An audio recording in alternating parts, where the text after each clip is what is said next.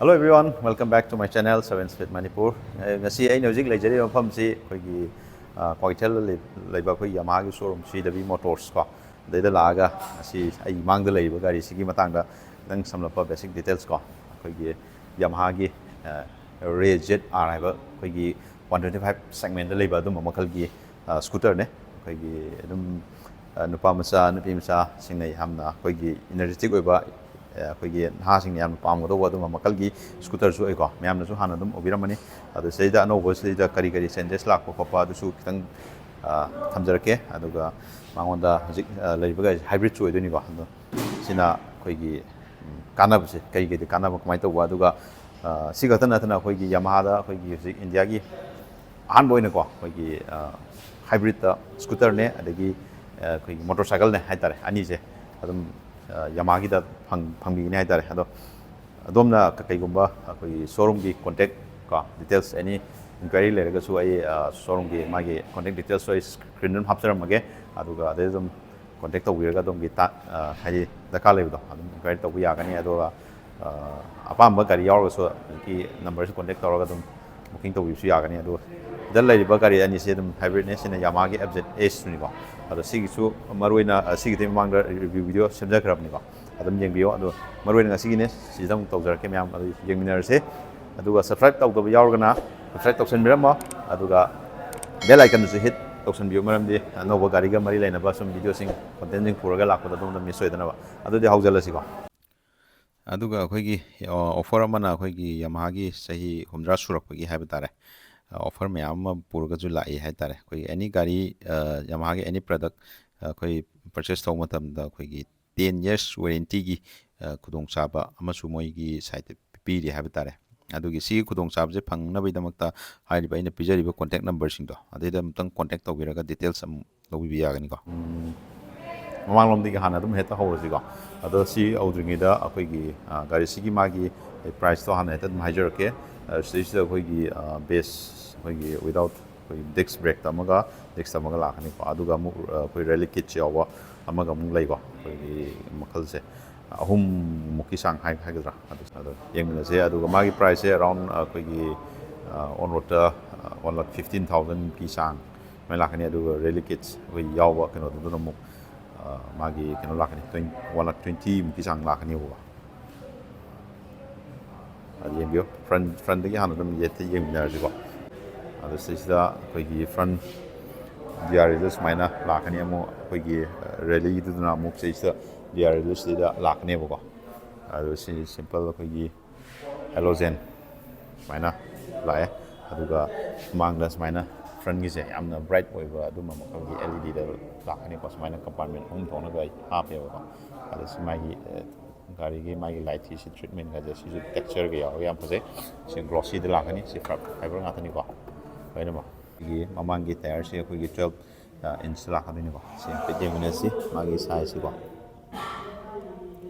90/90 ꯁꯤꯗ ꯂꯩꯔꯤꯕ 90/90 12 inch ꯂꯥꯛꯀꯅꯤꯀꯣ ꯑꯗꯨꯒ ꯐ꯭ꯔꯟ ꯑꯩꯈꯣꯏ ꯇꯦꯂꯦꯁꯀꯣꯄꯤꯛ ꯂꯥꯛꯀꯅꯤ ꯑꯗꯨꯅ ꯁꯤ ꯇꯦꯂꯦꯁꯀꯣꯄꯤꯛ ꯐꯣꯛꯀ ꯂꯣꯏꯅꯅ ꯑꯩꯈꯣꯏ ꯗꯤꯁꯛ ꯕ꯭ꯔꯦꯛ ꯁꯨꯃꯥꯏꯅ ꯄꯤꯌꯦꯕꯀꯣ ꯑꯗꯨꯒ ꯁꯤꯒꯤ ꯃꯥꯒꯤ ꯑꯦꯂꯣꯏꯁꯤꯁꯨ ꯑꯩꯈꯣꯏꯒꯤ ꯒꯣꯜꯗꯟ ꯀꯂꯔꯗ ꯁꯨꯃꯥꯏꯅ ꯄꯤ ꯑꯗꯨꯒ ꯑꯃ ꯕꯦꯁꯤꯛꯇꯨꯗꯅ ꯄꯨꯔꯥ ꯕ꯭ꯂꯦꯛꯇ ꯂꯥꯛꯀꯗꯣꯏꯅꯤꯀꯣ ꯕꯦꯁꯇꯣ ꯁꯨꯃꯥꯏꯅ ꯎꯕ ꯐꯪꯒꯅꯤꯀꯣ ꯑꯗꯣ ꯃꯥꯒꯤ ꯗꯤꯁꯛ ꯕ꯭ꯔꯦꯛꯁꯦ ꯑꯩꯈꯣꯏ ꯀꯣꯝꯕꯤ ꯕ꯭ꯔꯦꯛꯀꯤ ꯁꯤꯁꯇꯦꯝ ꯑꯗꯨꯒꯤ ꯃꯑꯣꯡꯗꯨꯅꯤꯀꯣ ꯑꯗꯩ ꯁꯤꯗꯁꯨ ꯑꯩꯈꯣꯏꯒꯤ RayZR ꯁꯨꯃꯥꯏꯅ ꯐꯖꯅ ꯊꯥꯔꯒ ꯃꯥꯒꯤ ꯃꯃꯤꯡꯁꯦ ꯁꯨꯃꯥꯏꯅ ꯁꯤꯗ ꯊꯥꯕ ꯎꯏꯀꯣ ꯑꯗꯨꯒ ꯁꯤꯗꯁꯨ ꯑꯩꯈꯣꯏꯒꯤ ꯕ꯭ꯂꯨ ꯀꯣꯔ ꯍꯥꯏꯕ꯭ꯔꯤꯠ ꯍꯥꯏꯅ ꯁꯨꯃꯥꯏꯅ ꯊꯥꯔꯤꯀꯣ ꯑꯗꯣ ꯃꯔꯨꯑꯣꯏꯅ ꯑꯩꯈꯣꯏꯒꯤ ꯁꯤꯗꯩꯁꯤꯗ ꯃꯣꯏꯒꯤ ꯍꯥꯏꯕ꯭ꯔꯤꯠꯁꯤꯗ ꯑꯩꯈꯣꯏ ꯃꯣꯇꯣꯔ ꯑꯃ ꯌꯥꯎꯋꯦꯕꯀꯣ SMG ꯁꯨꯃꯥꯏꯅꯀꯣ ꯃꯣꯇꯣꯔꯁꯤꯒꯤ ꯃꯇꯦꯡꯅ ꯑꯩꯈꯣꯏꯒꯤ ꯑꯦꯅꯤ ꯑꯩꯈꯣꯏꯅ ꯑꯦꯁꯂꯔꯦꯠ ꯑꯩꯈꯣꯏꯒꯤ ꯈꯤꯇꯪ ꯀꯣ ꯃꯌꯥꯝꯗꯩ ꯄꯤꯀꯞ ꯈꯤꯇꯪ ꯑꯩꯈꯣꯏꯒꯤ ꯔꯦꯁ ꯂꯧꯔꯒ ꯂꯥꯛꯄ ꯀꯥꯟꯗ ꯍꯦꯟꯅ ꯑꯩꯈꯣꯏꯗ ꯈꯤꯇꯪ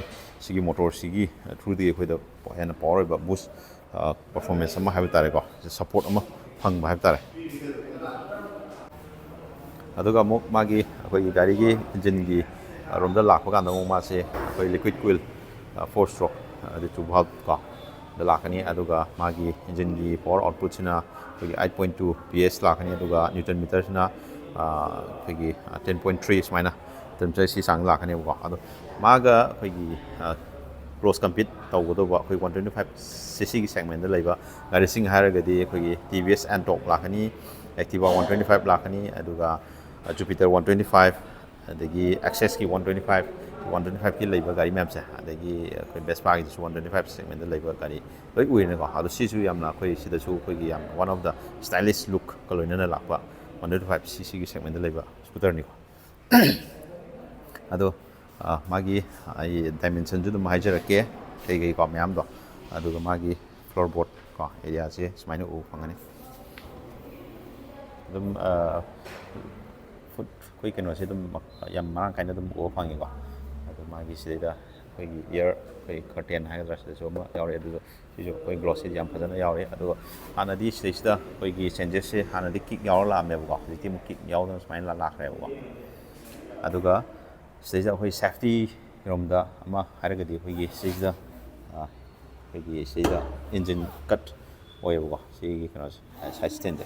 ꯑꯗꯨꯒ ꯑꯃꯨꯛ ꯑꯩꯈꯣꯏꯒꯤ ꯁꯤꯁꯨ ꯑꯩ ꯄ꯭ꯔꯥꯛꯇꯤꯀꯦꯜ ꯑꯣꯏꯅ ꯎꯠꯂꯛꯀꯦꯕꯀꯣ. ꯑꯗꯣ ꯑꯩꯈꯣꯏ ꯁ꯭ꯇꯥꯔꯠꯁꯦ ꯑꯩꯈꯣꯏ ꯀꯩꯒꯨꯝꯕ ꯒꯥꯔꯤ ꯑꯩꯈꯣꯏ ꯊꯧꯕ ꯀꯥꯟꯗ ꯇꯨꯕ ꯈꯣꯠꯄ ꯂꯩꯗꯥꯏꯅꯦ. ꯑꯗꯩꯗ ꯑꯩꯈꯣꯏ ꯈꯪꯍꯧꯗꯅ ꯑꯦꯛꯁꯤꯂꯦꯇꯔꯁꯦ ꯉꯟꯈꯠꯂꯒ ꯍꯦꯟꯅ ꯑꯃꯨꯛ ꯑꯦꯛꯁꯤꯗꯦꯟ ꯊꯣꯛꯄꯗꯒꯤ ꯍꯦꯟꯅ ꯈꯨꯗꯣꯡꯊꯤꯕ ꯅꯪꯕꯗꯣ ꯑꯗꯨ ꯊꯣꯛꯇꯅꯕꯒꯤꯗꯃꯛꯇ ꯑꯩꯈꯣꯏꯒꯤ ꯍꯦꯛ ꯇꯨꯕ ꯀꯥꯟꯗ ꯒꯥꯔꯤꯁꯤꯒꯤ ꯁ꯭ꯇꯥꯔꯠꯁꯦ ꯑꯗꯨ ꯃꯊꯟꯇ ꯑꯗꯨꯝ ꯑꯣꯇꯣ ꯀꯠ ꯑꯣꯏꯈꯤꯗꯣꯏꯅꯦꯕꯀꯣ. ꯁꯤꯒꯤ ꯁ꯭ꯀꯨꯇꯔꯁꯤꯗ ꯁꯤꯒꯤ ꯁꯦꯐꯇꯤ ꯐꯤꯆꯔꯔꯣꯝꯗ ꯂꯥꯛꯄ ꯀꯩꯅꯣꯗ ꯍꯥꯏꯔꯒꯗꯤ ꯐꯤꯆꯔ ꯍꯥꯏꯔꯒꯗꯤ. ꯑꯗꯨꯒ ꯁꯣꯝꯗ ꯂꯩꯔꯤꯕꯁꯤꯁꯨ ꯌꯦꯡꯕꯤꯌꯣ. ꯁꯤꯅ ꯑꯃꯨꯛ ꯇꯥꯌꯔꯒꯤ ꯁꯥꯏꯖꯁꯦ ꯁꯤꯅ ꯑꯃꯨꯛ ꯈꯤꯇꯪ ꯕ꯭ꯔꯣꯗꯅꯦꯁ ꯂꯥꯛꯀꯅꯤꯀꯣ. ꯑꯗꯨꯒ ꯃꯥꯒꯤ ꯔꯤꯝꯁꯤꯅ ꯑꯩꯈꯣꯏ 10 ꯏꯟꯆꯇ ꯑꯃꯨꯛ ꯂꯥꯛꯄꯀꯣ. ꯁꯤꯅ ꯃꯅꯤꯡꯗ ꯈꯤꯇꯪ ꯄꯤꯊꯔꯛꯀꯅꯦꯕꯀꯣ. ꯑꯦꯂꯣꯏ ꯂꯣꯏꯔꯒꯅꯤ. ꯑꯗ ꯁꯤ ꯁꯁꯄꯦꯟꯁꯟ ꯇꯥꯏꯞꯁꯦ ꯁꯨꯃꯥꯏꯅ ꯑꯗꯨꯝ ꯎꯔꯅꯤꯀꯣ ꯁ꯭ꯄ꯭ꯔꯤꯡ ꯁꯦꯠꯑꯞꯁꯦ. ꯑꯗꯨꯒ ꯁꯥꯏꯠ ꯔꯤꯐ꯭ꯂꯦꯛꯇꯔ ꯌꯥꯎꯔꯦ. ꯑꯗꯨꯒ ꯃꯅꯤꯡꯒꯤ ꯑꯩꯈꯣꯏꯒꯤ ꯀꯩꯅꯣꯁꯦ ꯂꯥꯏꯠ ꯁꯤꯁꯇꯦꯝꯁꯦ ꯁꯤꯗꯅ ꯑꯃꯨꯛ ꯍꯦꯂꯣꯖꯦꯟ ꯑꯣꯏꯕꯀꯣ. ꯑꯗ ꯁꯨꯃꯥꯏꯅ ꯄꯤꯒꯅꯤꯀꯣ ꯂꯥꯏꯠꯁꯦ ꯑꯦꯝ ꯁꯦꯞꯇꯀꯣ. ꯑꯗꯨꯒ ꯑꯃꯨꯛ ꯑꯩꯈꯣꯏꯒꯤ ꯁꯣꯝꯗ ꯐ꯭ꯔꯟꯒꯤ ꯀꯩꯅꯣꯁꯤꯗ ꯂꯥꯛꯇ꯭ꯔꯤꯉꯩꯗ ꯑꯩ ꯍꯥꯏꯐꯦꯠꯇꯪ ꯒꯥꯔꯤꯁꯤꯗ ꯀꯥꯈꯠꯆꯔꯛꯀꯦ. ꯒꯥꯔꯤꯁꯤꯒꯤ ꯃꯥꯒꯤ ꯑꯣꯚꯔꯑꯣꯜ ꯃꯥꯒꯤ ꯗꯥꯏꯃꯦꯟꯁꯟꯁꯨ ꯑꯩ ꯑꯗꯨꯝ ꯍꯥꯏꯖꯔꯛꯀꯦꯀꯣ. ꯒꯥꯔꯤꯁꯤꯒꯤ ꯗꯥꯏꯃꯦꯟꯁꯟꯁꯦ ꯑꯩꯈꯣꯏꯒꯤ ꯂꯦꯡꯗꯅ ꯑꯩꯈꯣꯏꯒꯤ 1880 mmꯒꯤ ꯆꯥꯡ ꯋꯥꯡꯉꯦ. ꯑꯗꯨꯒ ꯃꯥꯒꯤ ꯋꯥꯏꯠꯇꯅ 750 mm. ꯑꯗꯨꯒ ꯃꯥꯒꯤ ꯒꯥꯔꯤꯁꯤꯒꯤ ꯍꯥꯏꯠ ꯍꯥꯏꯇꯥꯔꯦ 1190 mm ꯆꯥꯡꯅ ꯁꯤꯒꯤ ꯆꯥꯡꯅ ꯋꯥꯡꯒꯅꯦꯕ ꯒꯥꯔꯤꯁꯦ. ꯑꯗꯣ ꯃꯥꯒꯤ ꯇꯥꯌꯔ ꯑꯅꯤꯃꯛ ꯂꯣꯏꯅꯃꯛ ꯑꯩꯈꯣꯏꯒꯤ ꯇ꯭ꯌꯨꯕꯂꯦꯁ ꯇꯥꯌꯔ ꯉꯥꯛꯇ ꯑꯣꯏꯔꯛꯀꯅꯤ. ꯑꯗꯨꯒ ꯑꯩꯈꯣꯏꯒꯤ ꯃꯥꯒꯤ ꯒ꯭ꯔꯥꯎꯟ ꯀ꯭ꯂꯤꯌꯔꯦꯟꯁ ꯔꯣꯝꯗ ꯂꯥꯛꯄ ꯀꯥꯟꯗ 145 mmꯒꯤ ꯆꯥꯡꯗ ꯂꯥꯛꯀꯅꯤꯀꯣ. ꯑꯗꯨꯝ ꯗꯤꯁꯦꯟ ꯑꯣꯏꯕ. ꯑꯗꯨꯒ ꯑꯃꯨꯛ ꯃꯥꯒꯤ ꯁꯤꯠ ꯍꯥꯏꯠꯁꯤꯅ ꯑꯃꯨꯛ 785 mm. ꯑꯗꯣ ꯑꯩ ꯍꯥꯏꯠꯀꯤ ꯃꯇꯨꯡ ꯏꯟꯅ ꯍꯥꯏꯐꯦꯠ ꯀꯥꯈꯠꯂꯒꯁꯨ ꯌꯦꯡꯍꯟꯖꯔꯛꯀꯦ. ꯑꯗꯨꯒ ꯒꯥꯔꯤꯁꯤꯒꯤ ꯃꯥꯒꯤ ꯋꯤꯜ ꯕꯦꯁ ꯍꯥꯏꯇꯥꯔꯦ. ꯋꯤꯜ ꯕꯦꯁꯁꯤꯁꯨ ꯑꯩꯈꯣꯏ 1280 ꯁꯨꯃꯥꯏꯅ ꯂꯩꯒꯅꯤꯀꯣ. ꯑꯗꯣ ꯑꯩ ꯃꯊꯪ ꯎꯠꯆꯔꯛꯑꯒꯦ. ꯃꯥꯒꯤ ꯑꯩꯈꯣꯏꯒꯤ ꯁꯤꯒꯤ ꯇꯦꯡ ꯀꯦꯄꯥꯁꯤꯇꯤ ꯐꯨꯌꯦꯜꯒꯤ ꯑꯗꯨꯅ 5.2 ꯂꯤꯇꯔ ꯑꯣꯏꯒꯗꯕ. ꯑꯗꯨꯒ ꯃꯥꯒꯤ ꯁꯤꯒꯤ ꯕꯨꯠ ꯍꯥꯏꯇꯥꯔꯦꯀꯣ. ꯁꯤꯠꯁꯤꯒꯤ ꯃꯈꯥꯗ ꯂꯩꯕ ꯃꯥꯒꯤ ꯁ꯭ꯇꯣꯔꯦꯖꯇꯣ ꯑꯩ ꯍꯥꯏꯐꯦꯠ ꯌꯦꯡꯍꯟꯖꯔꯛꯀꯦꯀꯣ. ꯑꯗꯨꯒ ꯁꯤꯒꯤ ꯃꯥꯒꯤ ꯁꯤ ꯂꯩꯔꯦ. ꯑꯗꯒꯤ ꯃꯥꯒꯤ ꯁꯤꯗ E20ꯒꯤ ꯀꯩꯅꯣ ꯊꯥꯎꯅꯤꯀꯣ. ꯁꯤꯖꯤꯟꯅꯕ ꯃꯥꯏ ꯌꯥꯒꯗꯣꯏꯁꯦ E20ꯒꯤ. ꯑꯗꯨꯒ ꯁꯤꯗ ꯑꯩꯈꯣꯏꯒꯤ ꯃꯥꯏ ꯁ꯭ꯇꯣꯔꯦꯖꯁꯦ 21 ꯂꯤꯇꯔꯒꯤ ꯃꯥꯏ ꯁ꯭ꯇꯣꯔꯦꯖ ꯀꯦꯄꯥꯁꯤꯇꯤ ꯁꯨꯃꯥꯏꯅ ꯂꯩꯒꯅꯤ. ꯑꯗꯨꯝ ꯗꯤꯁꯦꯟ ꯑꯣꯏ, ꯑꯗꯨꯝ ꯆꯥꯎꯋꯦꯀꯣ. ꯑꯗꯨ ꯀꯩꯀꯩ ꯍꯥꯞꯐꯝ ꯈꯣꯠꯐꯝ ꯇꯨꯜꯁꯀꯤ ꯍꯥꯞꯐꯝꯁꯨ ꯁꯤꯗ ꯌꯥꯎꯔꯤꯀꯣ. ꯑꯗꯨ ꯀꯣꯟꯅ ꯂꯥꯛꯀꯅꯤ. ꯑꯗꯨꯒ ꯁꯤꯗꯩꯁꯤꯗ ꯑꯩꯈꯣꯏꯒꯤ ꯇꯣꯉꯥꯟꯕ ꯃꯣꯏꯒꯤ ꯁꯤꯒꯤ ꯁꯤꯁꯤꯗ ꯁ꯭ꯀꯦꯟ ꯇꯧꯔꯒ ꯑꯗꯨꯝ ꯃꯣꯏꯒꯤ ꯋꯥꯏ ꯀꯅꯦꯛ ꯑꯦꯞ ꯍꯥꯏꯅꯀꯣ. ꯑꯗꯨꯒꯤꯁꯨ ꯁꯤꯗꯩꯗ ꯐꯨꯜ ꯑꯦꯛꯁꯦꯁ ꯇꯧꯕ ꯌꯥꯕ ꯑꯩꯈꯣꯏ ꯒꯥꯔꯤꯒꯤ ꯃꯥꯒꯤ ꯂꯥꯁ ꯂꯣꯀꯦꯁꯟ ꯀꯣ, ꯒꯥꯔꯤ ꯀꯗꯥꯏꯗ ꯂꯩꯔꯤ, ꯀꯌꯥꯝ ꯊꯧꯔꯦ, ꯑꯗꯩ ꯒꯥꯔꯤꯒꯤ ꯁ꯭ꯇꯦꯇꯁ ꯀꯣ, ꯂꯣꯏꯅꯃꯛ ꯑꯗꯨꯝ ꯌꯦꯡꯕ ꯌꯥꯕꯒꯤ ꯁꯤꯗ ꯑꯩꯈꯣꯏꯒꯤ ꯃꯣꯏꯒꯤ ꯑꯦꯞꯀꯤ ꯊ꯭ꯔꯨꯗ ꯌꯦꯡꯕ ꯌꯥꯕ ꯑꯗꯨꯝꯕ ꯈꯨꯗꯣꯡꯆꯥꯕ ꯑꯃꯁꯨ ꯂꯩꯌꯦꯕꯀꯣ. ꯑꯗꯨꯅ ꯃꯇꯝꯒꯤ ꯃꯇꯨꯡ ꯏꯟꯅ ꯌꯥꯝ ꯆꯥꯟꯅꯕ ꯑꯩꯈꯣꯏꯒꯤ ꯑꯞ ꯇꯨ ꯗꯦꯠ ꯑꯣꯏꯕ ꯑꯗꯨꯝꯕꯁꯨ ꯑꯣꯏꯔꯦꯀꯣ. ꯕ꯭ꯂꯨꯇꯨꯠ ꯀꯅꯦꯛ ꯇꯧꯕ ꯑꯗꯨꯝ ꯂꯣꯏ ꯌꯥꯔꯦ ꯒꯥꯔꯤꯒꯤꯀꯣ. ꯒꯥꯔꯤꯒꯤ ꯄꯥꯔꯀꯤꯡ ꯌꯦꯡꯒꯦꯁꯨ ꯂꯣꯏ ꯌꯥꯔꯦ. ꯑꯗꯨ ꯁꯤꯗꯩꯁꯤꯗꯁꯨ ꯑꯩꯈꯣꯏꯒꯤ ꯌꯥꯃꯥꯍꯥꯒꯤ ꯑꯩꯈꯣই ꯕ꯭ꯔꯦꯟꯗꯤꯡ ꯑꯃ ꯁꯤꯗ ꯑꯃ ꯂꯩꯀꯣ. ꯑꯗꯨꯒ ꯁꯤꯗ ꯃꯥꯒꯤ ꯗꯤꯖꯤꯇꯦꯜ ꯐꯨꯜꯂꯤ ꯗꯤꯖꯤꯇꯦꯜ ꯑꯣꯏꯅꯤ. ꯁꯤꯗ ꯀꯂꯔꯗꯤ ꯑꯣꯏꯗ꯭ꯔꯦꯀꯣ. ꯑꯗꯣ ꯁꯤꯗ ꯁ꯭ꯄꯤꯗꯣꯃꯤꯇꯔ ꯂꯩꯔꯦ. ꯑꯗꯨꯒ ꯃꯥꯒꯤ ꯑꯣꯗꯣꯃꯤꯇꯔꯁꯤ ꯂꯩꯔꯦ. ꯑꯗꯨꯒ ꯐꯨꯌꯦꯜꯒꯤꯁꯤ ꯂꯩꯔꯦ. ꯑꯗꯨꯒ ꯕꯦꯁꯤꯛ ꯗꯤꯇꯦꯜꯁ ꯑꯗꯨꯝ ꯁꯤꯗ ꯈꯔ ꯄꯤꯔꯤꯀꯣ. ꯑꯗꯨꯒ ꯑꯥꯏꯗꯜ ꯁ꯭ꯇꯥꯔꯠ ꯁ꯭ꯇꯣꯞꯀꯤ ꯑꯗꯨꯒꯤ ꯐꯦꯁꯤꯂꯤꯇꯤꯁꯨ ꯌꯥꯎꯔꯦꯕꯀꯣ. ꯑꯗꯨꯒ ꯑꯇꯩꯗꯤ ꯀꯩꯁꯨ ꯊꯣꯏꯗꯣꯛꯄ ꯁꯤꯗꯩꯗ ꯌꯥꯎꯕ ꯎꯗ꯭ꯔꯦ. ꯑꯗꯣ ꯁꯤꯗꯩꯁꯤꯗ ꯑꯃꯨꯛ ꯂꯥꯛꯄ ꯀꯥꯟꯗ ꯑꯩꯈꯣꯏꯒꯤ ꯁꯤꯁꯤꯅ ꯑꯩꯈꯣꯏꯒꯤ ꯀꯩꯅꯣꯅꯦ, ꯂꯥꯏꯠ ꯑꯩꯈꯣꯏꯒꯤ ꯁꯥꯟꯅꯕꯩꯅꯤꯀꯣ. aduga sina horn sina side indicator ko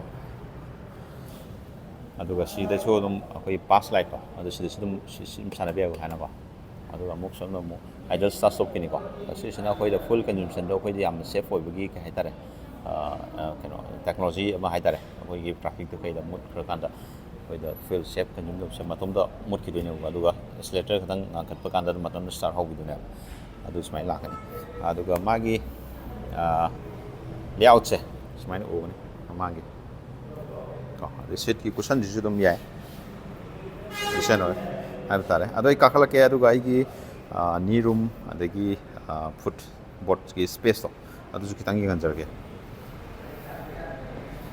ei kakale go kakala ga agi knee room je smaina wo phangani ko ei 5.8 ko aduga magi keno je khong thamam je simadi yam rang kai ne ko adum khara khong kut dum sathok sin leng thong ji yam nungai do bo moi pose dum tham khot pa adum khara dum chaw male ko sin khara sini ada sina maningi back rear view mirror have tare side glass wa smaina le phai bu phange